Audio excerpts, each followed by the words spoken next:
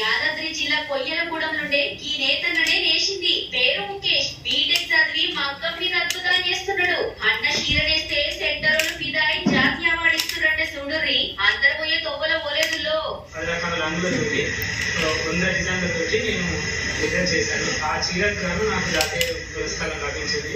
అట్లనే కెమికల్ రంగులు కాదు, మొత్తం చెట్లాకులు, పండ్లు, కూరగాయలతో రంగులు తయారు చేసి నూలుకు మీద డిజైన్ల 46 రంగుల ఎడల్పు 7 మీటర్ల పొడవుతోటి 600